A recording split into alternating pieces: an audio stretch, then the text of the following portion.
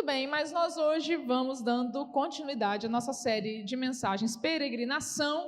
Se você está chegando hoje, apenas para te situar o porquê dessa série, nós estamos meditando nos cânticos de peregrinação. Esses cânticos estão registrados na Bíblia Sagrada, no livro dos Salmos, do Salmo 120 ao Salmo 134.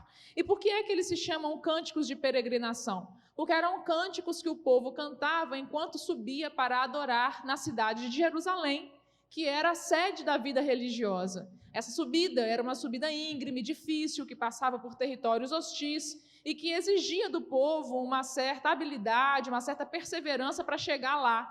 Nós estamos usando essa peregrinação física, geográfica de Jerusalém para pensar a nossa peregrinação enquanto servos de Deus na nossa vida cotidiana, que a semelhança dessa metáfora é também difícil, íngreme, permanecer nos caminhos do Senhor, buscando a face do Senhor, permanecer na vida de devoção a Deus, é difícil, é uma caminhada longa, é uma caminhada árdua, que requer da gente perseverança, e é por isso que nós estamos olhando para a produção de oração, de canção desses nossos irmãos, essa produção registrada na Bíblia Sagrada, para que à luz do que eles experimentaram em Deus nessa jornada, nós possamos também iluminar a nossa própria jornada. Então, a gente está buscando nesses cânticos algo dessa espiritualidade registrada pelo povo de Deus, para que possa iluminar a nossa espiritualidade, a nossa caminhada em meio aos nossos dilemas de peregrinação hoje. Por isso,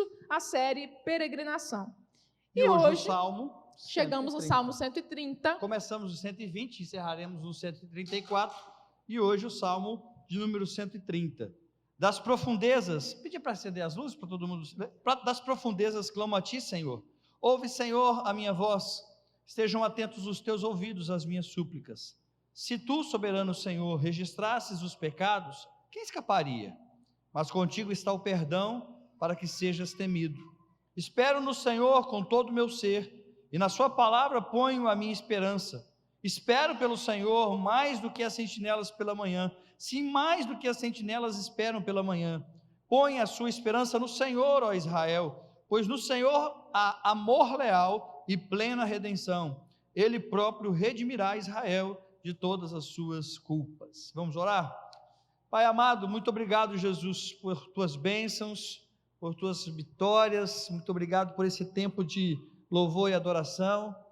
Pedimos que o Senhor traga-nos livramento, Deus, de todas as enfermidades, consolo, ó Deus, a todas as dores, mas que o Senhor também, Deus, traga a nós a Tua palavra ao nosso coração nesse momento. Espírito Santo, por favor, que o Senhor cresça e que nós diminuamos, para a honra e glória do Teu nome. Amém. Pare de sofrer. É com esse mote que uma mega igreja brasileira convida uma multidão a adentrar os seus templos a fim de que o seu sofrimento fosse interrompido. É com essa propaganda que uma mega igreja brasileira diz para as pessoas: venham até nós, nós temos a resposta e a solução para os seus problemas ou para aquilo que te faz sofrer. Sofrer é um problema, sofrer é ruim, então pare de sofrer. E como você para de sofrer? Você para de sofrer vindo até nós, vindo até essa igreja. Do ponto de vista da estratégia do marketing, não tinha como ser melhor. Quem foi o marqueteiro que criou essa frase para essa igreja? Foi um gênio. Um gênio, porque o sofrimento é uma realidade humana da qual nenhum de nós escapa. Nenhum ser humano escapa do sofrimento, nenhum ser humano escapa de experimentar o sofrimento. Então uma igreja, e nenhum ser humano gosta de experimentar o sofrimento, então uma igreja que te promete que se você vier para as suas portas, você vai parar de sofrer, bingo, não tinha nada melhor. Ocorre que questionar essa teologia e esse convite marqueteiro é um imperativo se nós queremos levar a sério o que diz a Bíblia Sagrada. Por isso, hoje, a nossa mensagem não é pare de sofrer. Hoje, a nossa mensagem é: há dignidade no sofrimento? Como dignificar o sofrimento humano? Na verdade, esse tema não é um tema só da Bíblia Sagrada. Os filósofos antigos já falavam sobre sofrimento, morte. Sempre foi um calo no sapato, uma pedra no sapato dos filósofos, dos pensadores.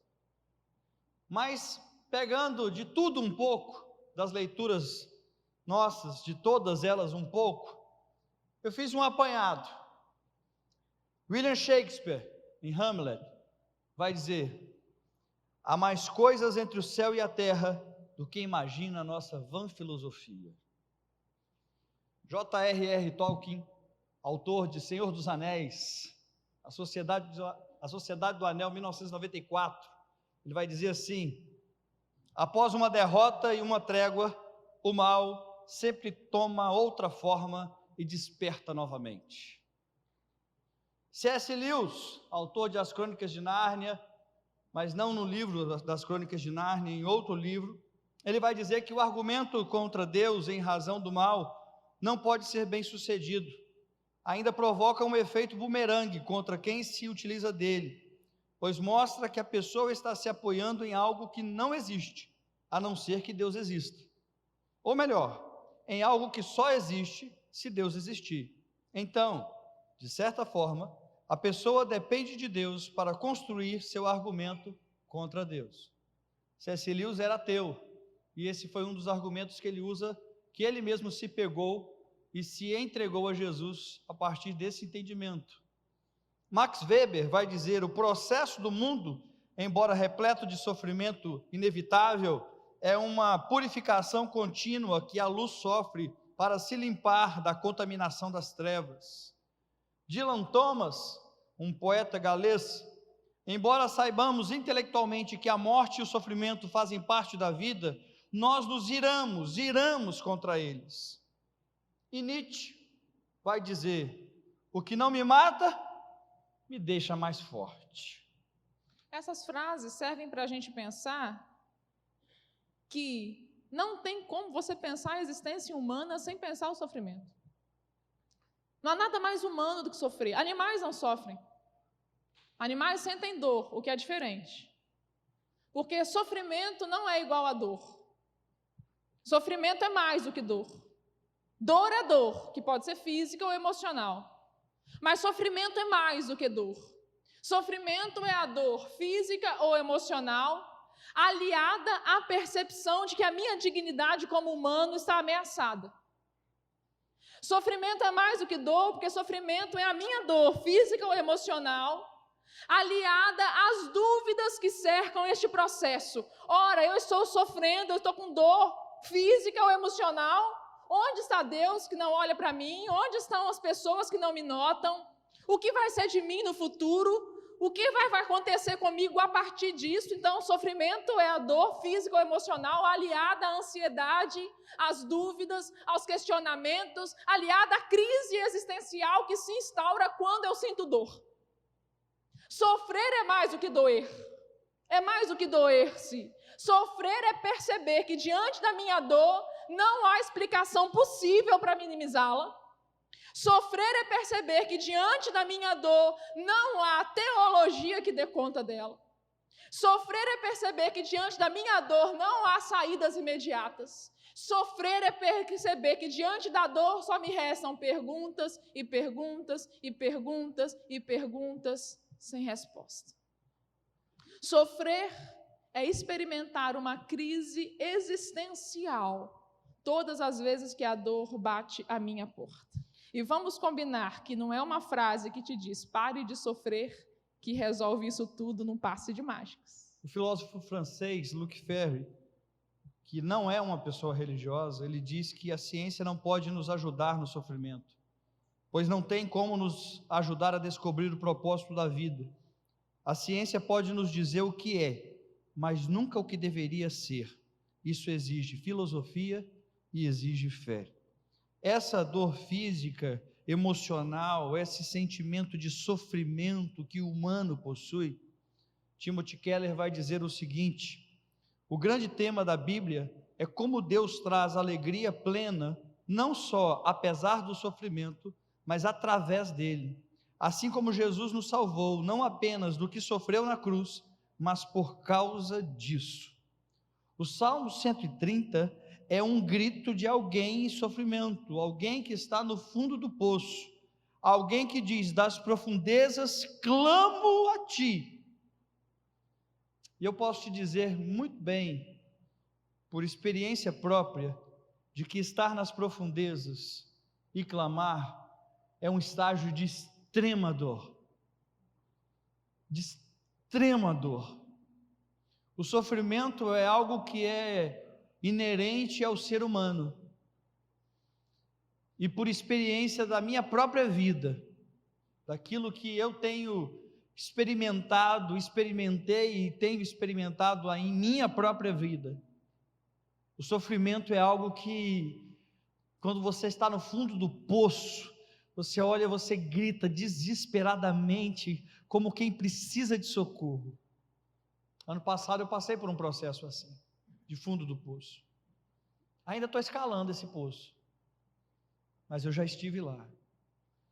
Só que muitas vezes nós não conferimos ao sofrimento a dignidade que lhe pertence. Nós não damos ao sofrimento a dignidade que ele realmente deve ter.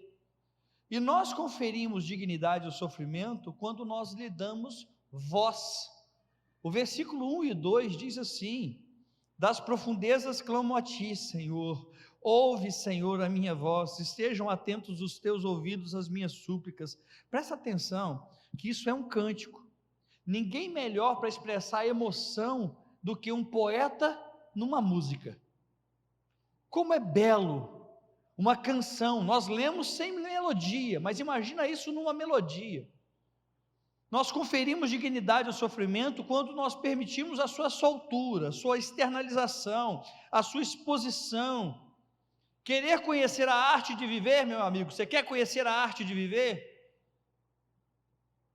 Faça bom uso do sofrimento, conheça o sofrimento, dê voz ao sofrimento. Salmo 130 é um salmo de dignificação do sofrimento. Veja que dignificar é diferente de incentivar, valorizar ou colocar que o sofrimento é desejável. Não é um salmo masoquista. Não é um salmo que nos convida a amar o sofrimento. É um salmo que nos convida a dignificar o sofrimento. É diferente. E como é que esse salmo dignifica o sofrimento? Ele dignifica o sofrimento dando voz ao sofrimento. Ele não tenta calar o sofrimento. Aliás, não é só o salmo. A Bíblia Sagrada não tenta calar o sofrimento. A Bíblia Sagrada dá voz ao sentimento, ao sofrimento. A Bíblia Sagrada é o registro de um povo que não calou a sua voz ao sofrer. A Bíblia Sagrada é o registro de um povo que sofreu e clamou. É o povo no Egito que clama a libertação da escravidão. É o povo na Babilônia que clama a libertação para voltar para a sua terra. É o salmista que clama a Deus a libertação da sua dor. A Bíblia é o registro das experiências que as pessoas tiveram com Deus quando o seu sofrimento foi dignificado e não calado. O Salmo 130 é um salmo que ora o sofrimento, que canta o sofrimento, que mostra o sofrimento, que dá ao sofrimento voz para que ele possa se manifestar e se colocar. E quando a gente faz isso, a gente torna o sofrimento digno. Mas na nossa cultura há um movimento de indignificação do sofrimento, que é o calar do sofrimento. Nós somos convidados o tempo inteiro a ignorar o sofrimento, calá-lo ou resolvê-lo instantaneamente. Então, na nossa cultura é assim: ou você é uma pessoa boa, que está bem, pleníssima, para usar uma linguagem agora atual, ou você está pleníssima, super bem, super alegre, super de boas, ou você tem que medicar, né? Porque na nossa cultura é assim: ou você está bem ou você é medicado. Não tem outra alternativa para você. Porque quando você, na nossa cultura, diz que não está bem, quando você ousa levantar a sua voz para dizer do seu sofrimento, logo vai ter alguém que quer te dar uma explicação para o seu sofrimento, uma receita miraculosa, ou mandar você calar a boca, porque falar que sofre incomoda. Então, quando você fala que sofre, logo vem alguém e fala assim: fica assim não, bobo, eu conheço um pastor que faz uma oração poderosíssima, eu vou te levar lá para você acabar com esse negócio. Faz uma campanha de 7 semanas, coloca uma vela na encruzilhada, dá uma oferta de amor, você vai ver se esse negócio não resolve. Mas você misturou a religião. Não, mas porque não importa. As pessoas querem que você pare de sofrer, não é assim? O que as pessoas não suportam é ouvir que o sofrimento existe. A nossa sociedade é uma sociedade hipócrita, parece, que quer abrir um buraco no chão e colocar a cabeça lá igual um avestruz para fingir que o sofrimento não existe. Então, como que ela faz isso? Indignificando o sofrimento. Cala a boca. Olha, você está sofrendo? Nossa, eu tenho um remedinho maravilhoso. Você bota assim embaixo da língua. Me dá receita. Nossa, você está sofrendo? Sofre não. Fuma aqui um baseado. Está sofrendo? Não sofre não. Toma logo uma birita. Está sofrendo? Sofre não. Ela sai do remedinho pro baseado. Aí o meu raciocínio já estava querendo a receita do remedinho, agora já é o... Não quero nem o remédio. Sabe por quê, gente? Porque não importa o espaço que você frequente. Você pode frequentar um espaço religioso ou não religioso. Ninguém tolerará o seu sofrimento. Sofrimento incomoda. Incomoda. É por isso que o texto quer dignificar e dar voz. O texto diz pra gente o seguinte: sabe o teu sofrimento? Abre aquele baú que você trancou ele lá, dá voz, canta sobre ele, fale sobre ele, escreva sobre ele, dignifique o sofrer, porque não tem nada mais humano do que sofrer.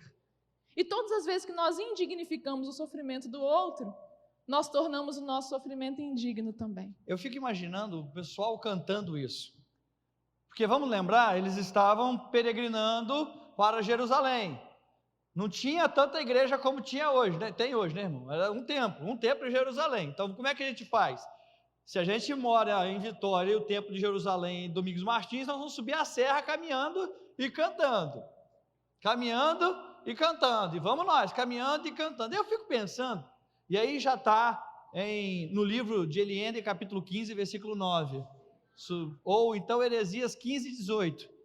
Talvez você ache lá também isso. Eu fico imaginando eles andando e olhando para baixo, como um despenhadeiro, e dizendo assim: lá das profundezas eu clamo a ti, lá nas profundezas, olha o que diz: das profundezas clamo a ti, Senhor, ouve, Senhor, a minha voz. Deus, a gente está subindo, mas o meu sentimento é de alguém que está lá embaixo, ó. Nós estamos subindo para Jerusalém, mas o meu sentimento é de alguém que está lá no fundo do poço.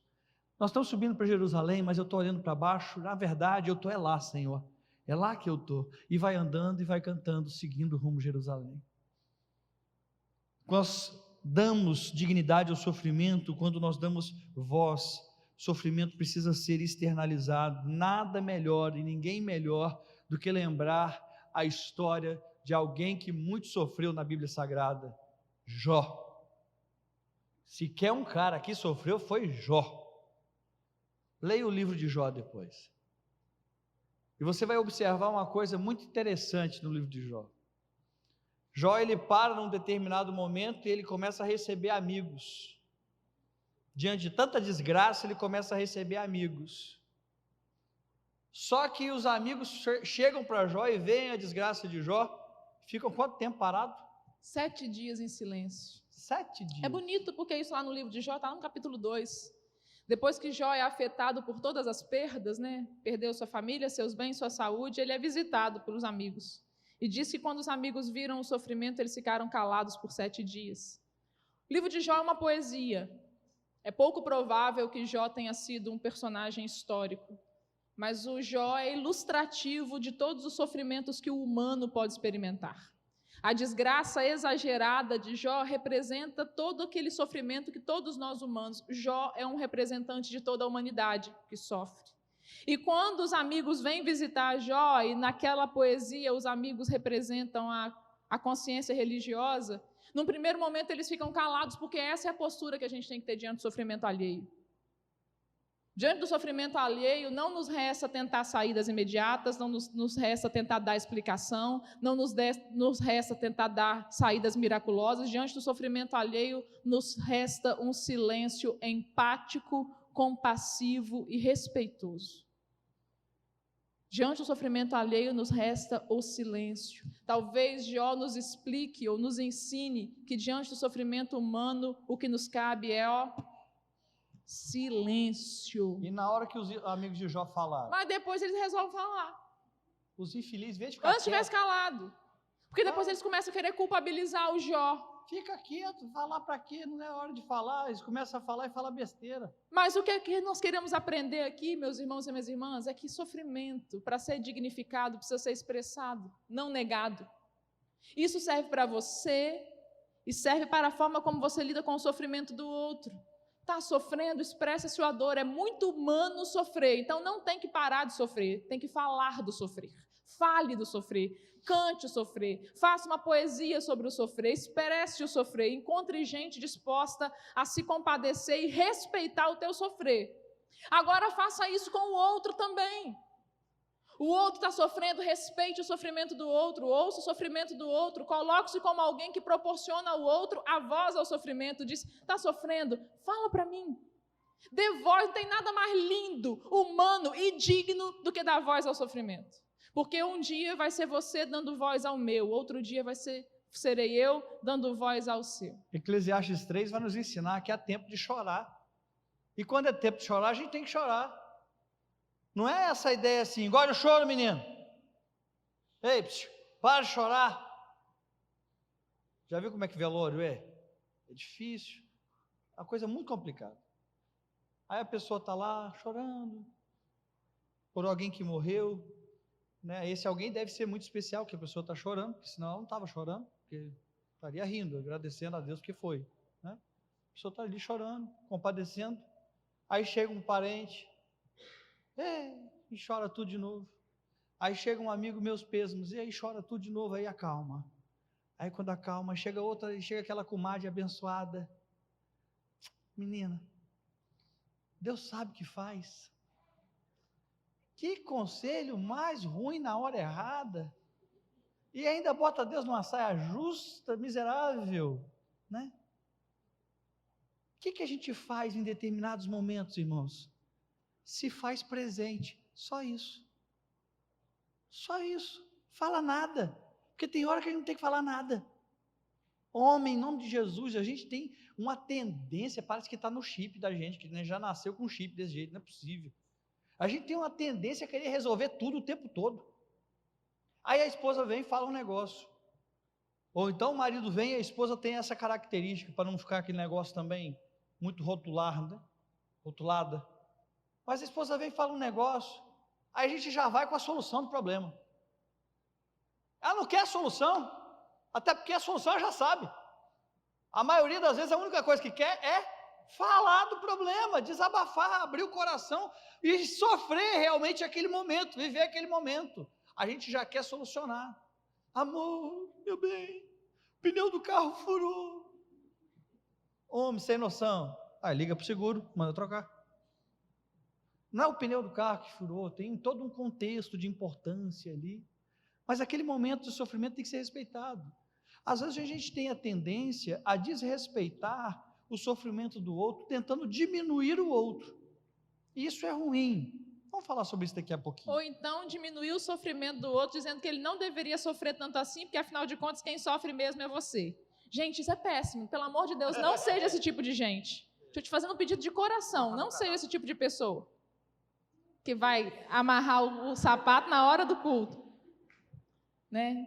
Tá bom, deixa ele amarrar o sapato. Então, sabe aquele tipo de pessoa que você chega para ela e fala assim, fulano, pelo amor de Deus, estou sofrendo, aconteceu isso comigo. A pessoa vira e fala, amiga, mas você também porque você não sabe o que aconteceu comigo. Sofre não. Muito pior é o que eu estou fazendo, o que eu passando. O seu sofrimento é nada perto do meu. Deixa eu te contar o meu, você senta e chora. Ô, gente, não seja esse tipo de pessoa, em nome de Jesus. Quando você está diante de um outro que sofre, ouça a dor do outro. Aí depois você fala, meu querido, minha querida, você compartilhou sua dor comigo. Eu estou feliz de ter podido ser confiante, uma pessoa de confiança para você, a fim de que você falasse para mim. Mas agora eu também estou precisando dar tanto voz ao meu sofrimento, você também pode me ouvir um pouquinho que eu vou falar do meu? Agora não tenta diminuir o do outro levantando o seu, falando, não, você não sofre nada, quem sofre sou eu. Ih, está falando isso, mimimi, ai, está aumentando demais as coisas. Fala com a minha mão. Se você não dá conta de ser o espaço da voz do sofrimento do outro, seja educado e franco, fala bem assim, meu amigo, meu irmão, minha irmã, minha mulher, não sei o que lá, hoje eu não estou em condições de ouvir, eu estou mal hoje, mas eu acho que o seu sofrimento é digno, e eu acho que você precisa expressá-lo. Então, fala com o Senhor em oração, né? Porque hoje eu não estou sendo um bom ouvinte para você me perdoa, hoje eu não vou ser um bom ouvinte para você. Mas a gente precisa dar voz ao sofrimento, seja esse sofrimento nosso ou de alguém. A gente confere dignidade ao sofrimento. Pare de reprimir o sofrer. Segunda coisa que a gente faz para dignificar o sofrimento é entender que ele é um sinal da nossa autenticidade existencial. Veja o versículo 1. Ele diz: das profundezas eu clamo a ti, Senhor. Não tem nada a ti, Senhor. Vai. Não, de jeito nenhum, as honras são suas. Então, das profundezas eu clamo. Não tem nada que ateste mais a nossa existência do que o sofrimento. O sofrimento é o grito da existência. Sofro, logo existo. Sofrimento é o clamor de alguém que diz: Senhor, eu estou nas profundezas, eu estou sofrendo, olha aqui para mim, Senhor. O Senhor não está me vendo? Olha para mim, eu quero sair da minha invisibilidade. E sabe por que eu grito? Eu grito o meu sofrer para que o Senhor me veja. A gente sabe que o Senhor vê. A gente sabe disso. Mas quando a gente sofre e grita, nós estamos com isso querendo dizer: olha, a minha existência importa. Olhe para mim. Eu existo, eu não posso ser ignorado. O meu sofrer não pode ser ignorado, porque a minha existência não pode ser ignorada. Por isso nós dignificamos o sofrimento quando nós entendemos que ele é este sinal da nossa existência, da autenticidade da nossa existência. E o problema, às vezes, para nós, é que nós conseguimos enxergar problema em tudo quanto é pessoa, mas quando o problema é com a gente começa a arrumar um jeito de se desculpar. Por exemplo, quando a gente fala sobre divórcio é triste, é difícil, é complicado. A gente tem considerações e considerações ao modismo do separar e casar simplesmente por modismo, mas tem situações que são muito complexas. Quando o sofrimento tem RG, CPF e endereço, meu irmão, começa a mudar a configuração um pouquinho. Uma pessoa chegou para mim há um tempo atrás dizendo: olha, eu estou vendo uma situação muito, muito difícil. Muito difícil. Meu marido tem outra mulher. E essa relação está durando já 8 anos. E eu continuo casada com ele. A religião batista, ela é de uma igreja batista. Estou falando de dentro de casa. Não dessa igreja aqui. Mas a religião dizia para ela o seguinte: você tem que ficar casada. A mulher sábia edifica a sua casa. Você tem que aguentar. Bonito isso, né? Quando é com os outros. E quando é com a sua filha? E se fosse com a sua filha? Falava o quê? Se fosse a minha, eu dizia: sai fora.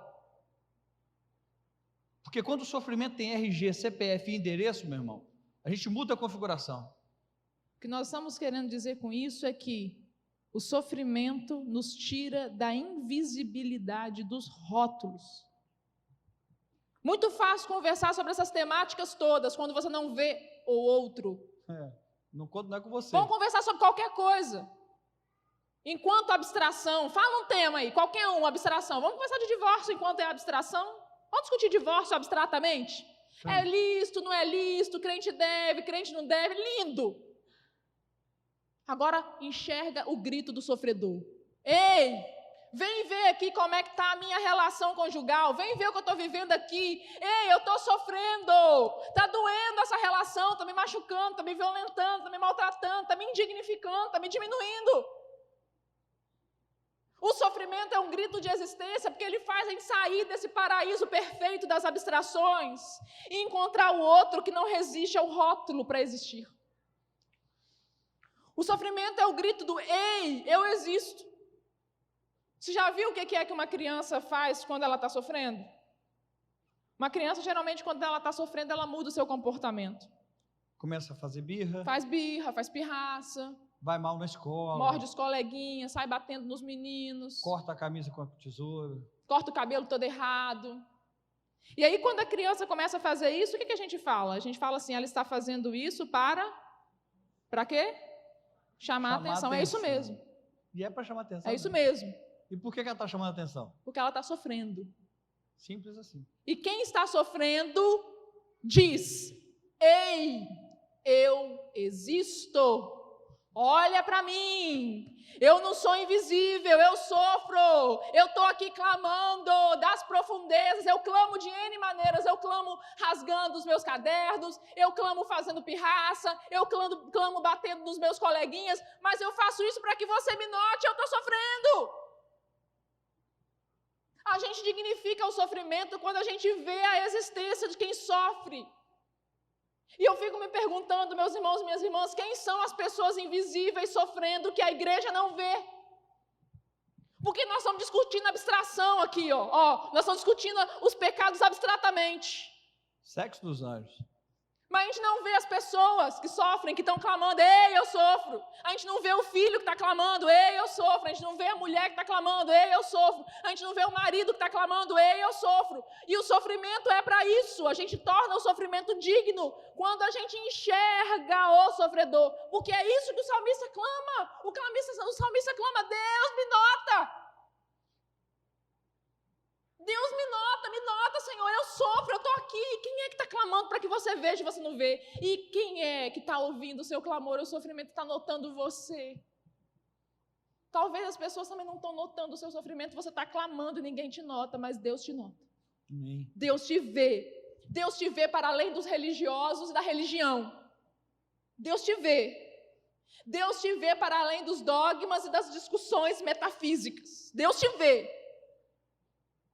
Mas nós que somos o povo do Deus que vê, deveríamos ser o povo que vê também. Mas não estamos vendo nada. Não estamos vendo nada. Não é à toa que Jesus cura cegos diante de religiosos. Para mostrar para os religiosos que até um cego vê o que eles, os religiosos, não veem. Bonito isso, hein?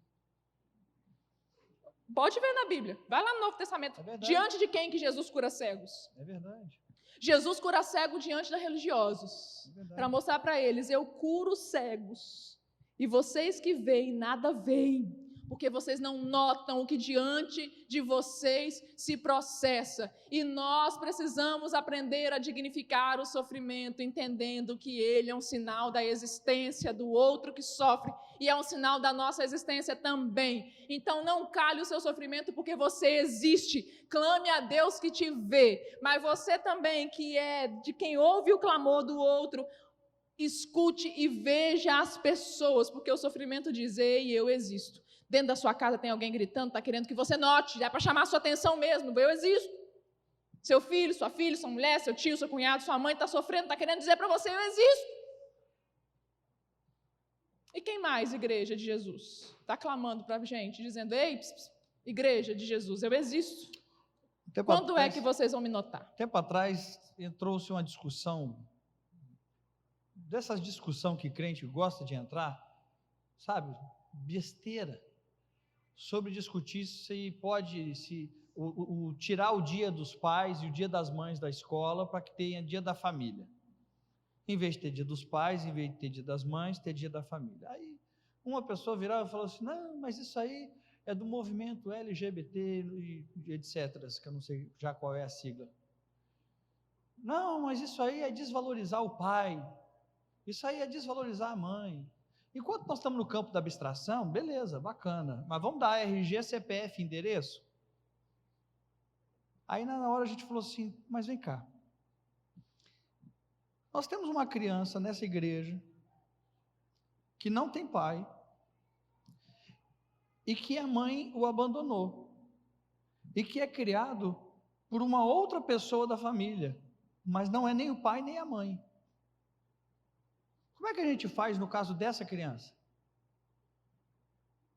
Todo mundo comemorando o dia dos pais e ela não. Todo mundo comemorando o dia das mães e ela não. Será que não é mais coerente realmente comemorar o dia da família? E nesse caso, essa pessoa que não é a mãe, mas é a cuidadora, poder participar? Quando a gente começa a dar RG, CPF, endereço, fica mais fácil para a gente começar a conversar. Enquanto o problema não é com a gente, enquanto o problema não é conosco, fica mais fácil conversar sobre qualquer assunto, do mais polêmico ao mais simples. Nós precisamos dar ao sofrimento, sim, essa essa dignidade, quando a gente entende que ele é um sinal de autenticidade existencial. Eu grito porque eu existo, e eu grito para Deus porque Deus me ouve. Mas nós também conferimos dignidade ao sofrimento quando nós evitamos carregá-lo de culpa ou interpretá-lo como sinal da punição de Deus. Olha o que diz o versículo 3 e 4. Se tu, soberano Senhor, registrasses os pecados, quem escaparia? Mas contigo está o perdão, para que sejas temido.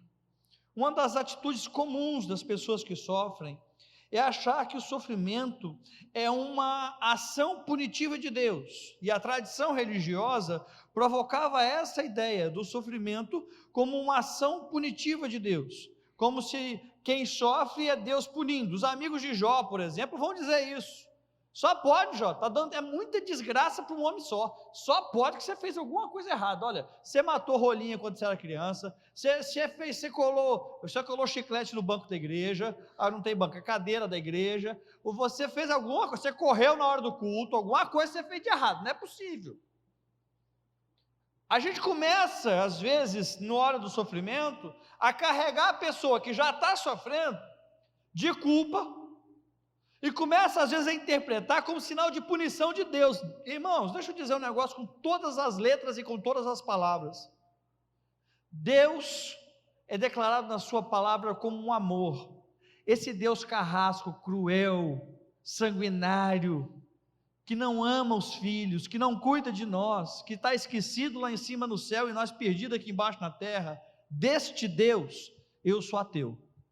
Mas do Deus homem, Jesus Cristo, esse Deus que é amor, esse Deus que cuida de nós, esse Deus que se doa por nós, esse Deus que vive conosco, esse Deus que é Emanuel, que estará conosco todos os dias até a consumação dos séculos, esse Deus que é Espírito Santo, que habita em nós, desse Deus eu creio. Mas isso eu preciso na hora do sofrimento, eu preciso me agarrar nesse Deus de amor, porque se eu me agarrar nessa imagem de um Deus punitivo, eu vou sofrer ainda mais. No ano passado, quando eu passava por um momento de turbulência na minha história, quem acompanhou sabe do quadro depressivo que eu me encontrei, e me ausentei por cerca de 90 dias das atividades da igreja. Eu estava lá embaixo, nas profundezas, clamando a Deus, e eu confesso aos irmãos que é ruim estar lá.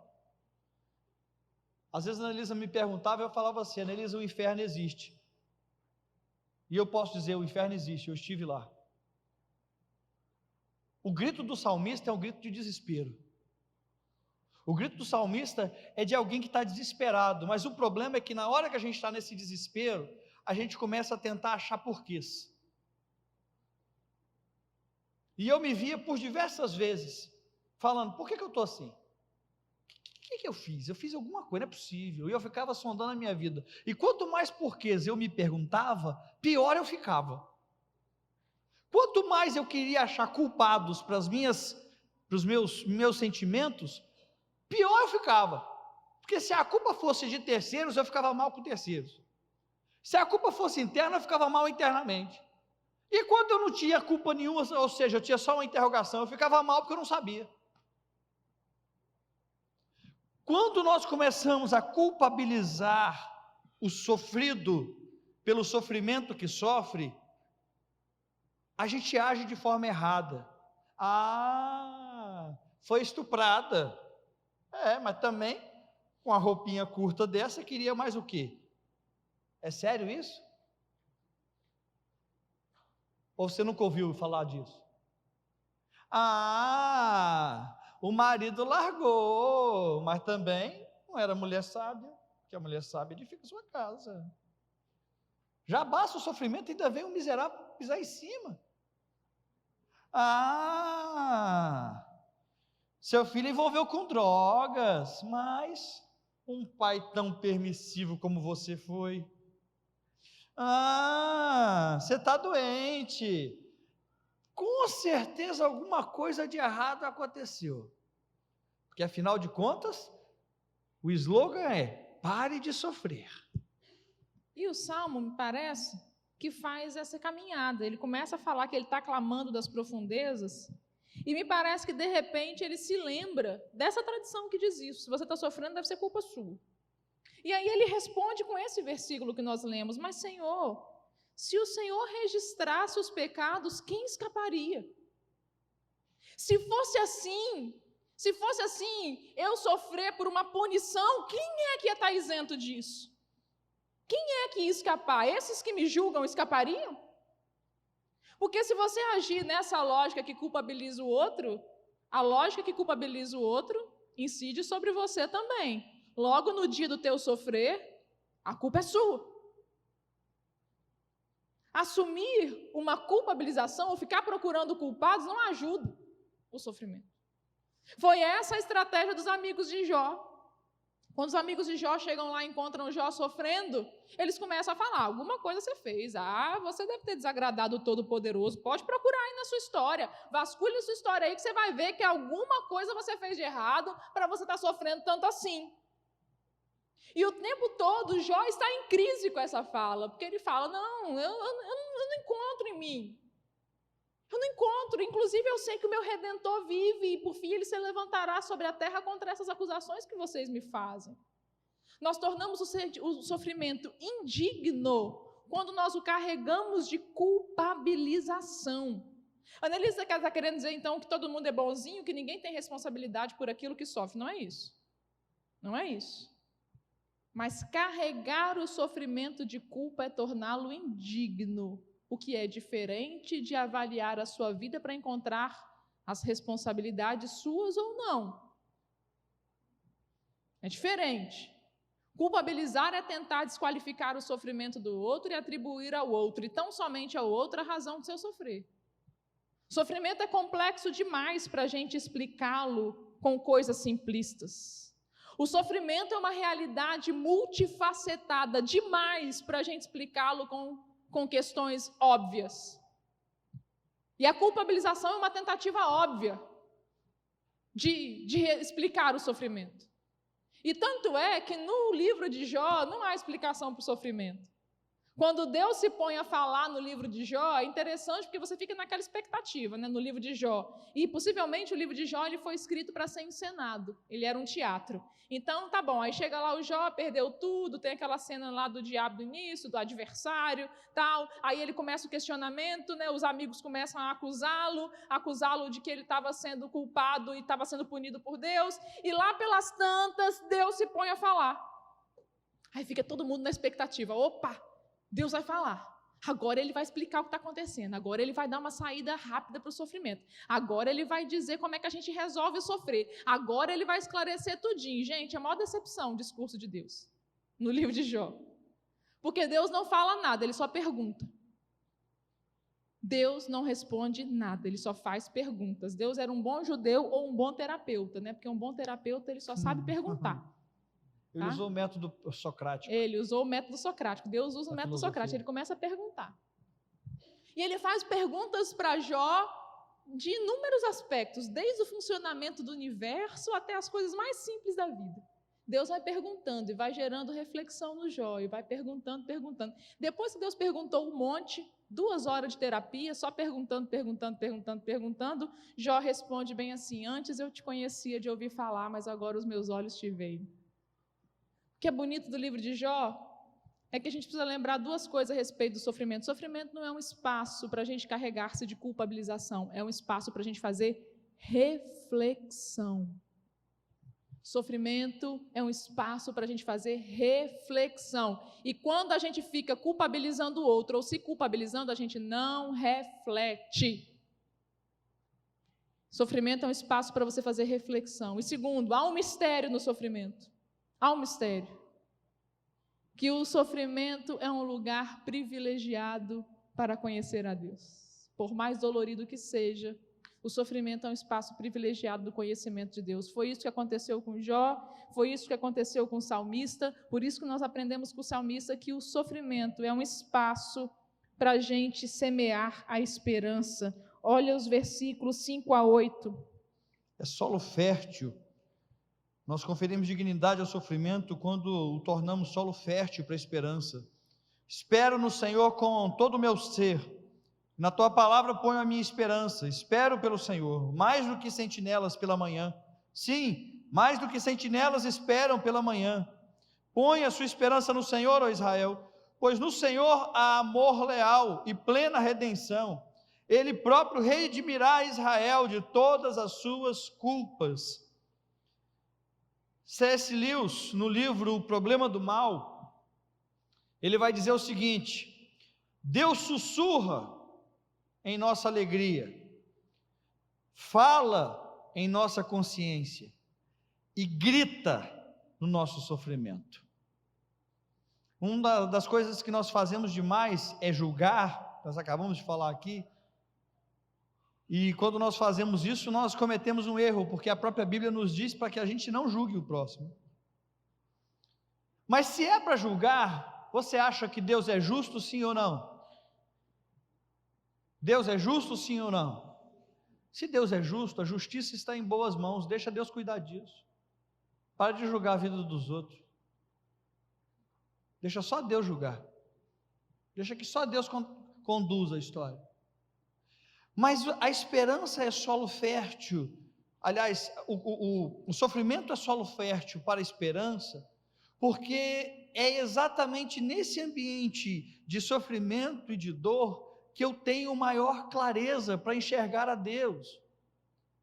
Irmãos, a gente busca o Senhor com mais intensidade, com mais força, com mais determinação, com mais vontade, com mais anseio, com mais esperança, quando? Quando está tudo bem ou quando está tudo em sofrimento? Quando está tudo em sofrimento, quando a coisa não vai bem, a gente se joga mais nos braços de Deus. Quando está tudo bem, alguns até se esquecem que Deus existe. Lembra dos leprosos, lá dos 10 leprosos? 10 leprosos chegam para Jesus, sofrimento. O que era ser leproso naquela época, pelo amor de Deus? Excluído, rejeitado, renegado pela sociedade.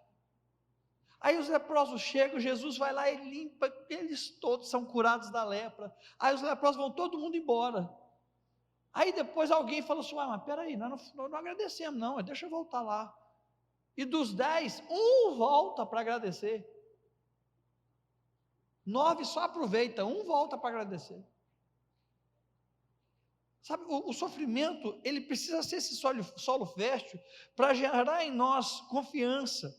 Mas é interessante, esperança, mas é interessante que esperança não é apatia. Esperança não é não fazer nada.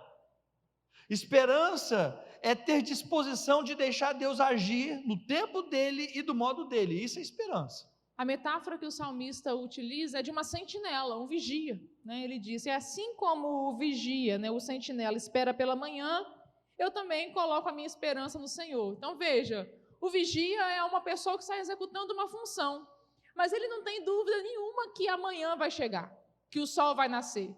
Nenhum vigia senta lá na sua guarita e fica pensando: será que amanhã o sol vai chegar, gente? Será que vai nascer o dia? Será que meu turno vai acabar? Ele sabe que vai acabar. E enquanto o turno não acaba, o que é que ele faz? Ele faz o que ele tem que fazer, ele vigia.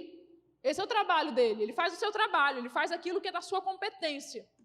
É essa esperança que o salmista nos convida a exercer no sofrimento. Eu tenho certeza que Deus cuida de mim, que eu vou conhecê-lo mais a partir do meu sofrer. Eu tenho certeza absoluta que Deus é o guarda da minha vida, é o guarda da minha alma. Eu tenho certeza, eu não tenho dúvidas disso. Enquanto o amanhã não chega, enquanto essa dor não passa, eu faço o quê? Eu faço o que eu posso fazer, que é vigiar, no caso do salmista. Que é fazer o quê? O que eu e você podemos? Qual é a nossa vigilância enquanto o amanhã não chega? Para uns, a vigilância é isso, é refletir. Refletir as circunstâncias que nos colocaram nessa dor, sem culpabilização, que culpa não ajuda em nada. Não ajuda em nada. Refletir, reflexão sim. Refletir como foi que a gente chegou neste lugar, refletir quais são as alternativas possíveis. Vigiar, no caso do salmista, do povo que peregrinava, como é que eles estavam lidando com a dor e o sofrimento? Fazendo um grupo. Vamos subir Jerusalém junto? Vamos junto, um dando apoio para o outro? Vamos junto, então, a gente caminhar aqui, essa caminhada de peregrinação? o sofrimento é um solo fértil para a esperança, porque é ali que a gente começa a pensar o que é da nossa competência, o que é da competência de Deus. Mas não só. O sofrimento também é dignificado quando a gente, no sofrimento, consegue abraçar a graça de Deus. Olha o versículo 8.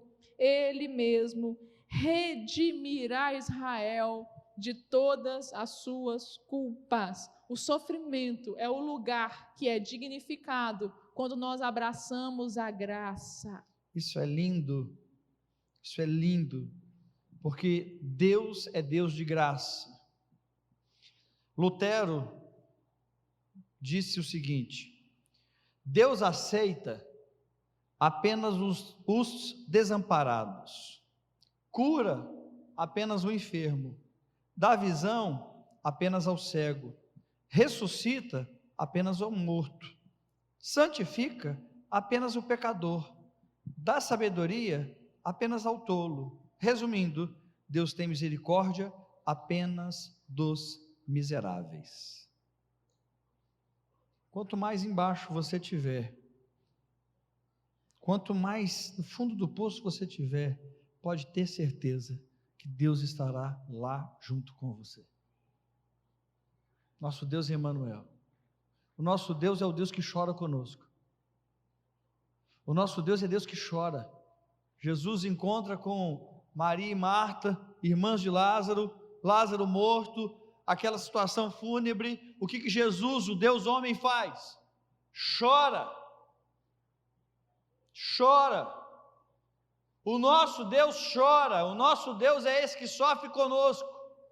Aí alguém poderia falar assim: mas afinal de contas, onde Deus estava quando aquela moça foi estuprada? Sendo estuprada com ela, porque Deus está conosco, sofre conosco, se entristece conosco, e se chateia conosco, e se alegra conosco, porque Deus está em nós. E não tem lugar melhor para a gente conhecer a graça de Deus do que no sofrimento. Porque quando você se sente assim, sofrimento é muito digno, porque é no sofrimento que a gente conhece a graça, mas só quem experimentou a graça nas profundezas consegue ser alguém gracioso também. Porque lá na profundeza, quando eu me percebo pobre, cego e nu, e lá no meu sofrimento eu vejo que não tem nada em mim que seja capaz de me resolver, é só lá no fundo da cova onde eu clamo ao Senhor e recebo essa graça que diz: minha filha, não é por tua causa, pelo que você faz, não é por teus méritos, é pela minha graça. Vem cá que eu te abraço, que eu te limpo, que eu te restauro, que eu te redimo de todas as tuas culpas, Anelisa. É só quem experimenta isso que é capaz de olhar para o outro pobre, cego e nu e dar graça também. Mas eu tenho a impressão, meus irmãos e minhas irmãs, que a Igreja de Jesus tem feito um mau uso do seu sofrimento. Porque, afinal de contas, o que nós queremos mesmo é parar de sofrer. Essa teologia maligna. E aí a gente não experimenta a graça.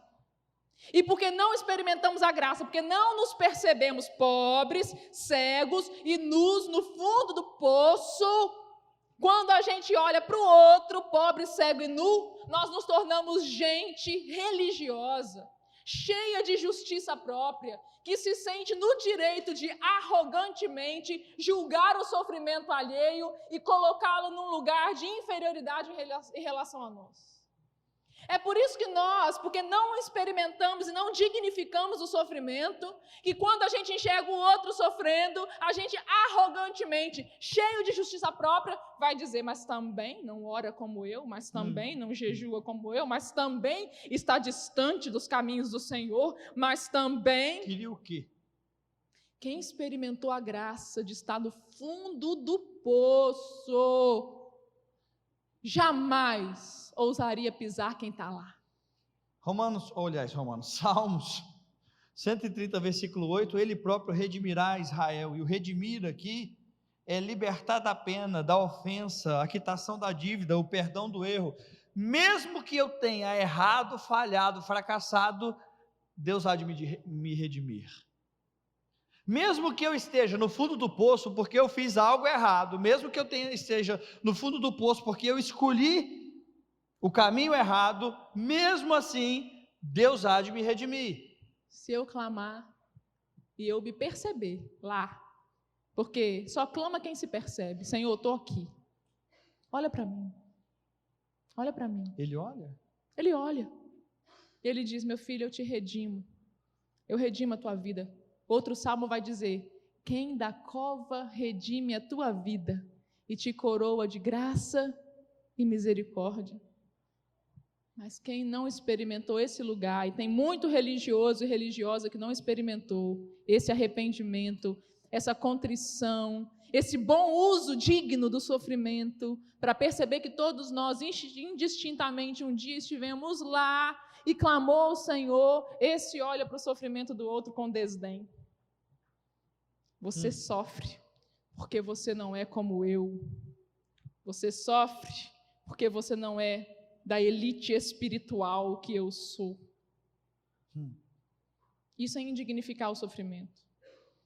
Salmo 130 não é o salmo que nos diz as diferenças a respeito daquilo que as pessoas sofrem, mas como as pessoas sofrem. Para a Bíblia Sagrada, diz Timothy Keller no livro Caminhando com Deus diante da dor e sofrimento, para a Bíblia Sagrada, todo e qualquer pecado é escravidão, nunca liberdade. Quanto mais capazes formos de praticar o mal, menos livres nós seremos. Não existe liberdade fora dos caminhos do Senhor. Não existe. Somente em Deus. Sabe aquela pessoa que fica assim: nossa, eu sou crente, graças a Deus eu sou crente hoje. Não, mas antigamente, rapaz, eu era da pá virada. Nossa, era um engradado de cerveja. Ai, nossa, chega a salivar aquela gelada. Ai, Jesus. Não, mas não posso porque hoje eu sou crente. Hoje eu não faço isso porque hoje eu sou crente. Sabe, é o tipo de crente que diz que é crente, mas na verdade ele é mais crente pelo que ele não faz do que pelo que ele faz, sabe? Pode ser que você seja aprisionado pela religião, mas o evangelho de Jesus não aprisiona ninguém, liberta. O evangelho de Jesus não escraviza ninguém, ele liberta. E aqui, nós temos um aprendizado no Salmo 130, que é um convite a conferir dignidade ao sofrimento, lhe dando voz, percebendo como um sinal da existência humana, evitando carregá-lo de culpabilização e interpretando como um solo fértil para a nossa esperança. Está sofrendo? É tempo de chorar? Chore.